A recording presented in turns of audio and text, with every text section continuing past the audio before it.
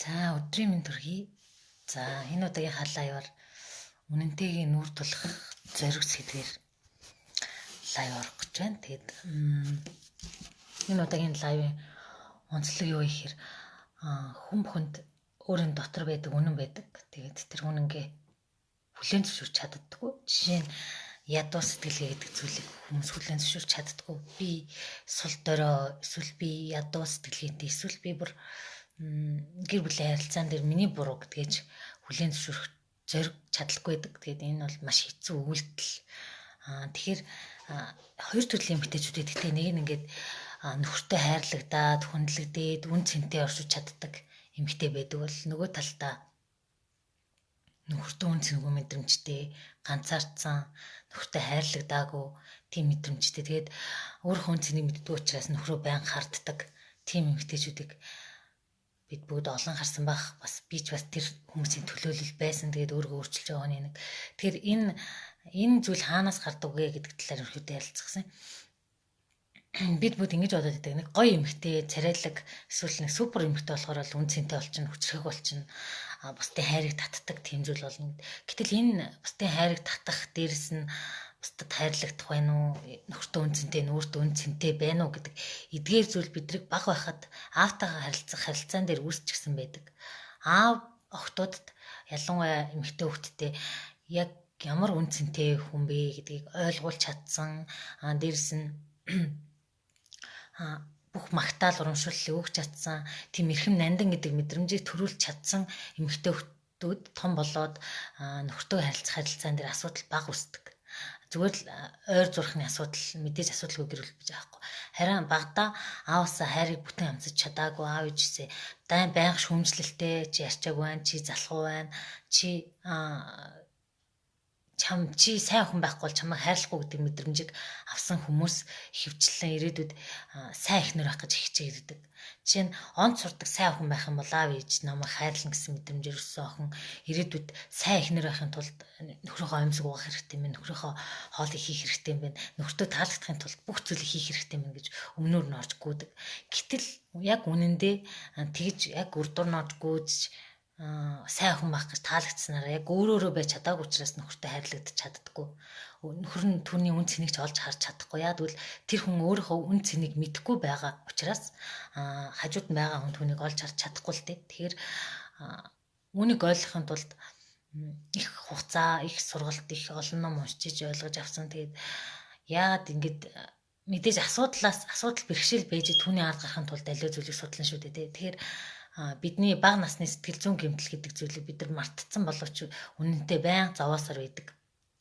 Жишээ нь мөнгөний ядуу итгэл үнэмшил бол биднийг байнга зовоосоор байдаг. Нэг мөнгө олчлоо гэж бодоход мөнгө гэдэг чинь муухай зүйл аав ээж хоёр байнга эндээс хэрэлддэг байсан гэд мөнгөө гяс үрчмээр санагдаад дэлгүүр ороод үрэх жишээ нэ. Эсвэл бидний зарцуулагч сэтгэлгээ маань мөнгө оллоо.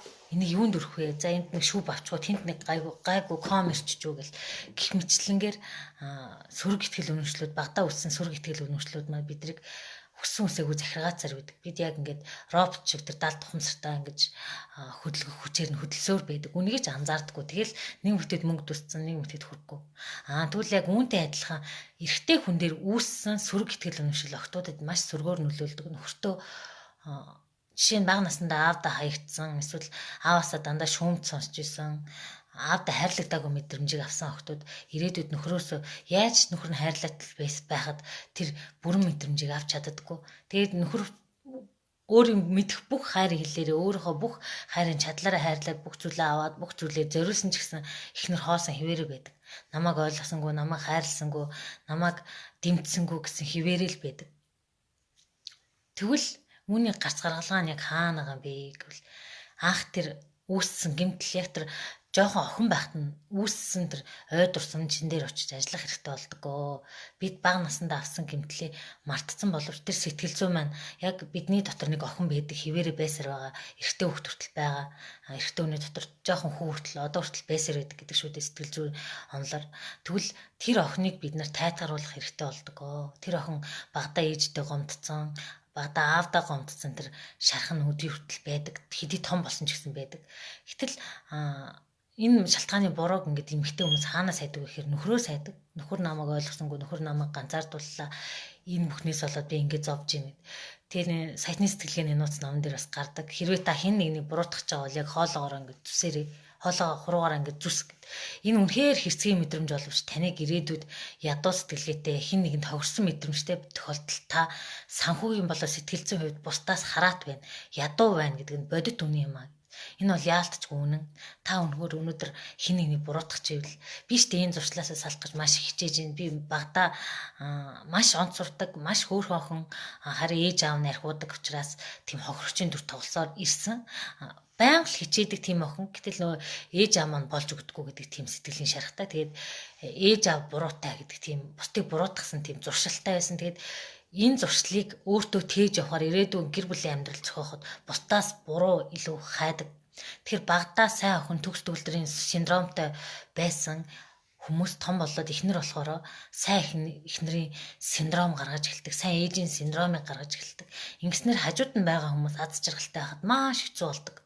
Яагад гэвэл гэртээ төгс төгөлдөр байх гэж хит хичээн дээрс нь тэр хүмүүст хит таалагдах гэж хичээснээс болоод ээж өөрийгөө туйлдуулна, бүх энерги нь хүрлцэхгүй учраас тэгэхээр ингээд өөрийн мөрөөдөл зорилгоо орхицсан, хин нэгэнд таалагдах гэсэн нөхөртөө хүүхэдтэй ээжтэй аавда хадамдаа юу хинд байдгийн те бүгдэнд нь таалагдах гад явчихсан учраас өөрийгөө орхичихсан хохирогчийн дүр тоглосоор байдаг. Тэгэхээр энэ ядуу сэтгэлгээ гэдэг зүйл таныг хэдэн нас хүртэл байсан тэр хүртэл богширцсан зүйл ахгүй бусдыг буруутгахдаг энэ зуршил маань бүр богширцсан зүйл. Тэгэхээр үүнтэй ажиллахын тулд мэдээж цаг хугацаа их орно. Тэгээд хичээл чармаалт орно. Жишээ нь ингээд хүн тамхиа хайж байгаа хүн тамхиа хаяхдаа хичнээн орлого хийж хайдаг үлээ те. Эсвэл нэг гидсний булчинтай болох гэж бид нар хичнээн дасгал хийж нэг гидсний 6 булчингаа гаргаж ирдэг үлээ. Яг үүнтэй адилхан бид сэтгэл зүйн дархлаа энэ сэтгэл зүйн хинээс ч биш хамааралгүй байх дээрс нь ядуу сэтгэлгээ гэдэг зүйлүүд сэтгэл хөдлөлөө удирдах сурахад зайлшгүй хугацаа ордог. Тэгээд мэдээж арга техникүүдээр явдаг. Энэ эдгээрийг судлахад бол цаг хугацаа болоод мэдээж мөнгө шаардчихжээ. Тэгээд эдгээрийг баг багаар суулгаад ингэ явж байхдаа яг өөрийнхөө буруу хүн олж харахтаа өөр дээрээ бурууг өгөөд өөр дээрээ төвлөрөөд явахдаа илүү амжилт ахицыг гаргад юм байна. Тэгээд үүнээс хойш өөр дээрээ ажиллаж гиснээс болж гайлтаа үр дүнгууд бүх насаараа хүлээж байгаагүй үр дүнгуудээ хийж байгаагүй үйлдэлүүдээ гаргасан гацаанаас гарсан мэдрэмжийг авч чадсан. Тэгээд ахиц дэвшлийн хувьд болохоор би өөрийнхөө брэндийг гаргаж үтсэн 20 сургалтын ард гараад ингээд өөрийн жижигэн амжилтуудыг гаргаад яваад байсан. Тэгэд үүнээс яг юуг сурсан бэ гэхээр би өөрийнхөө бурууг хүлээн зөвшөөрөх, өөрийнхөө үнэнг хүлээн зөвшөөрөх хэрэгтэй байна. Тэгэхгүй бол бид 60 жил болсон ч дээ анхны нөхрөөсөө салаад миний амьдрал доройтсон гэж хэлээд байгаа эмэгтэйчүүдийг хохирогчийн дүр тоглож байгаа маш олон их нарыг мэдэн шүү дээ те. Би архичийн нөхөртөө суугаал зовсон. Тэгээгүй сүмлүүдэд цойлж байгаа нийгэм манлайлах эмэгтэй байгаа. Гэтэл асуудал тэр архичийн нөхөрт байгаагүй. Архичин аав ээжч байгаагүй. Асуудал зөвхөн энэ дотор байсан.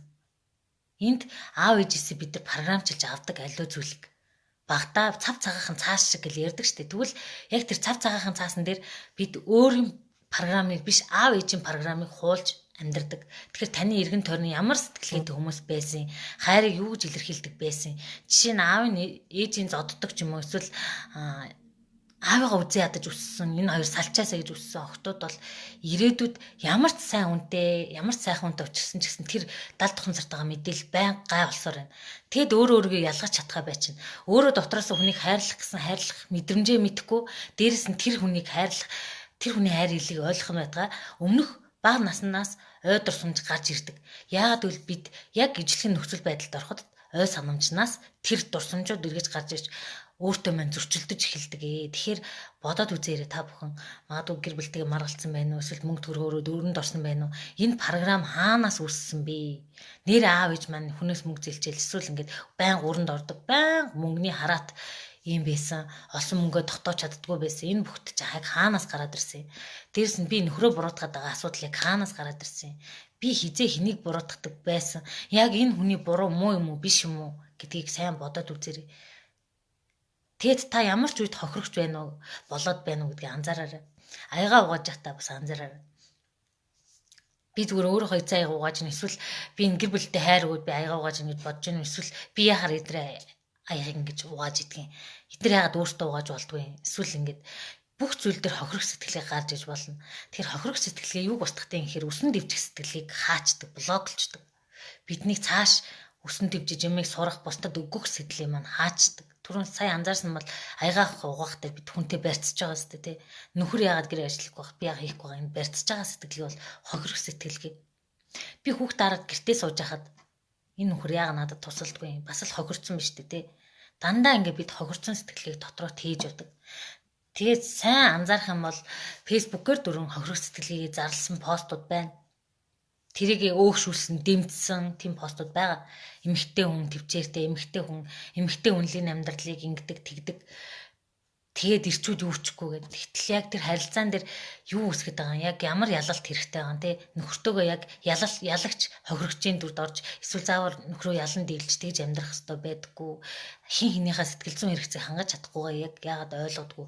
Тэрийг яг бодит үнэнтэйг эвлэрч нийцээ те. Тэгэхээр нэгэндээ урам түгээ гэж хэлчихсэн. Тэгэхээр эмэгтэйчүүд бид нэгэнд урам түгээхтэй маш муу. Тэгээд шүүмж хэлэхээсээ илүүтэйгээр зүгээр л өөрийнхөө дутагдлыг хүлээн зөвшөөрчүүл илүү амар.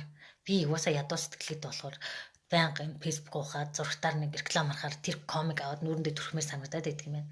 Надад ингэж 400,000 төгрөг 500,000 төгрөг байхад би энийг хэдэн төгрөг сая төгрөг болтол яаж үржүүлэхэ гэж миний тархитлогоо сэтгэхгүй байна.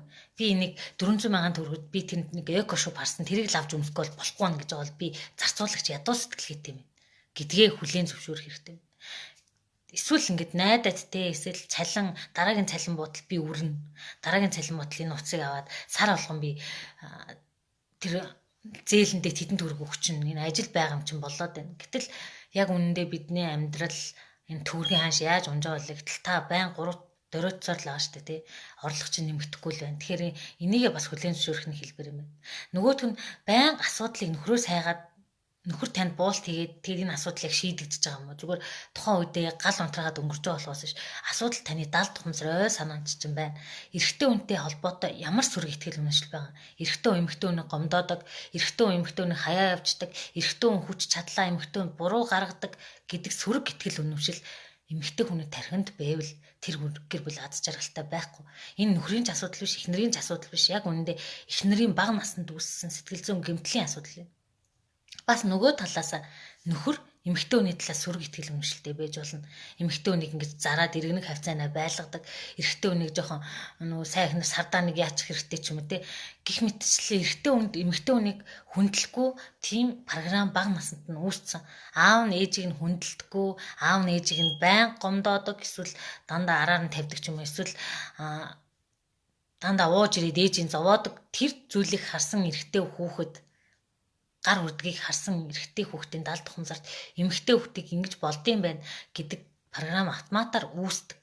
Тэгээд тухайн нөхцөл байдал яг адилхан давхцаж эхнэртэй гэр бүлээ ингэ сайхан зохиогоод байж идэл энэ гэмтэл буцаас сэтэрч эхэлдэг л дээ. Тухайн үед бид нар ингэ сайн залуу байх гал, сайн эмэгтэй байх гал хичээгээл дурлалын нэг окситоцин даавартаа ялгараал амьдрал 2 жилдээ сайхан байгаад дараа нь амьдрал ингэ хөмөрчлөө. Миний амьдрал нэг л биш болчлоо гэдэг. Тэгвэл тэр чинь та эхлээд хүн таалагдахын тулд хичээж өөрийнхөө жоохон дарж чадчихсан байна. Тэгвэл дараа нь яг жинхэнэ бодит амьдрал дээр бид масктай удаан байж чадахгүй. Яг бодит өөрөөрөө гарч ирэх хэрэгтэй болно. Бодит ааштай хандаагаараа бодит замраагүй тэр бүх байдлаараа нөхрийнхөө хажууд, эхнэрийнхээ хажууд байх хэрэгтэй болно. Тэгэхээр энэ програмтай бид ажиллаж иж энэ сөрөг програмууд бага наснд үүссэн програмуудыг шинжилж шинээр апдейт хийхээс өөр аргагүй. Тэгчиж өөрчлөгдөн. Тэгхгүйгээр өчтөр сэтгэл хөдлөлөөр муухай өгүүлчлээ. Өнөөдөр уучлалгуулаа, маргааш ресторанд оруулаа. Нөгөөдөр тэр гэр бүлийн амьдрал сайхан болчихгүй. За сар нэг төвччихлээ. За дараа нь буцаал энэ асуудлыг дахиад төвчнө. Дахиад шүүмжлээд эхэлнэ. Аав ээж нь хүүхдээ шүүмжилдэг байсан гэр бүл төссөн эхнэр эсвэл нөхөр аль альнийгаа шүүмжлэнэ. Чи ямар зав юм? Чи ямар залах вэ? Чи байнга төгс төгөлдрийн хүлээсэнд төгс хүүхэд байх гэж хичээсэн хүү охин ирээдүйд хүний эхнэр нөхөр болохоор байнга нөхрөө эхнэрээ шүүмжлэнэ. Өөрийн төгс хүлээлтэндээ тэнцвэл гэж. Гэтэл тэнд төгс хүлээлт гэж зүйл хаач байхгүй. Тийм төгсгөн хороодор байхгүй. Тэрийг ухамсарлаад байгаа энэ наана ойлгоод ингээ наана хичээд байгаа байхгүй. Би л болдгоо шүү дээ. Би ааштай омгтой уртаа уугар асан тавьчихдаг юу гэдгийг те. Тэгсэн мөртлөө цаана далд хэмсэртэй ойлгож бүр гүн ухамсарлаж ухаараагүй тохиолдолд наана 1000 яраад 1000 хичээгээд нэмэргүй болдог. Тэгэхээр энийг ингээд тархины энэ далд ухамсарын програмтайгаа ажиллах гэж нэлээд зүйл болно. Заримдаа хуучин тэр шархан сидэрч гарч ирнэ, буцаж хохирогчийн дүрдээ тоглоно гэл зөндөө асуудлууд үүсч гарна. Тэгэхээр энэ бол цаг хугацааны асуудлаас гадна яг нөгөө дасгал хийхдээ хэд хоног хайчвал буцаал булчин суларчдаг шиг яг сэтгэл зүйн байдалтайгаа ажиллах хэрэгтэй болдог. Тэгэхээр бид нар бүх насаараа одоо 20 жил, 30 жил, 40 хэдэн жилийн далд ухамсар суудсан ядуу сэтгэлгээний програм, хохирогч програм ийм яг нөгөө ялзарцсан зэрлэг ургамал тархиндаа ургуулсан байгаа шүү дээ. Бүр хідэн үеийнхээ бүр эмээ өвгийнхээ мөртөл суулгацсан явж байгаа ядуу сэтгэлгээ. Мөнгө гэдэг чинь аимшигын зүйл, мөнгө гэдэг чинь хэрэггүй зүйл. Энэ бүхнийг суулгацсан байна. Тэгвэл энэ бүхнийг ингэ зулгааж хаяад оронд нь ингэ шин гой хүчрхэг баян сэтгэлгээний дээрэс нь харилцан ойлголцол хайр гэдэг програмыг гэтэл яг хайр гэдэг програмыг ойлгоогүй буруугаар ойлгоод өссөн хөхөд хайр гэдэг юу гэдгийг мэдэхгүй байхгүй. Би ч тэр хүний төлөөлөл байсан. Хайр гэдэг чинь ингээд аав нь ээжийг нь хаяа явчихдаг юм байна. Хайр гэдэг чинь эмэгтэй хүнийг ингэж зовоогоод хөөгөөд идэг юм байна. Хайр гэдэг чинь юм байна гэдэг тийм айцыг автсан зүрх сэтгэлдэн хайр багтаад хэцүү байдаг. Тэгээд өөртөө байхгүй зүйлийг хүнд өгнө гэдэг бол тийм зүйл байхгүй шүү дээ. Таны аяганд нэг юм бүтэн аяганд чи ёроолоор нус байхад та бусдад өгч чадахгүй. Тэгэхээр та энэ бүхнийг нэг бодоод үзээрэй. Би бага наснд миний тархинд ямар програм байгаа юм бэ? Энтэйгээ ажиллахгүй бол нэр миний надад асуудал байгаа юм шүү дээ. Би ингээл нөхрөө буруутгаад байсан чинь, эхнэрээ буруутгаад байсан чинь бас асуудал надад байгаа юм байна. Миний бага насны энэ сэтгэл зүйн гэмтэлтэй байгаа юм байна. Би яс илүү зүйлийг бодоод байна. Эсвэл би маш эготой байна уу те? Хөвчлэн эмэгтэй хүмүүсийн бардам хандлага байдаг те. Энтэй ингээ болно. Харж би чамд амьдрах сайхан амьдарч харуулна гэд. Энэ бол нэг эгоны хэлбэр. Гэтэл хүн салсан байна уу, нийлсэн байна уу, нэгэндээ сайн явж харагдана уу, муу явж харагдана уу, нөгөө хүнд нь ямар ч чухал биш. Тэр хоёр хүний амьдрал дууссан л бол тэр хоёрын харилцаа дууссан л бол хинэн сайн явна уу, хинэн муу явна уу, хинтэн ч хамаатай биш. Тэгэхээр энэ эго бол хинт ч хэрэггүй. Тэгэхээр хор шаар, өшөө авалт эсвэл юу гэдэг те. Эндээс хүч аваад ингээ босч ирж байгаа хүмүүсийн хувьд илүү сул дорой болдог. Тухайн үед асч ирээд буцаад унтарчдаг. Харин ойлгох, хүчрхэг байх, буулт хийх, эерэг байх гэд та нар сайн анзаараарай. Эхнэрүүдийн зөв гэл байнга эхнэрэн зөв байгаал байнга ингээл асаал байхад нөхрийн сэтгэл зүй ямар байдیں۔ Тэ энэ бүхнийг бас анзаараад үзээрэй. Тэгээд би байнга нэг өлег болсон эмэгтэй хүнийг ингээ эмэгтэй хүн бол бурхан, эмэгтэй хүн болов уу гэдэг тийм хит феминист үзлээр биш. Яг бодит байдал дээр хүн л бол хүн. Энэ харилцааны асуудал бага насны сэтгэл зүйн травмаас болд юм байна. Энийг олж хэмжлэх хэрэгтэй юм байна гэдгийг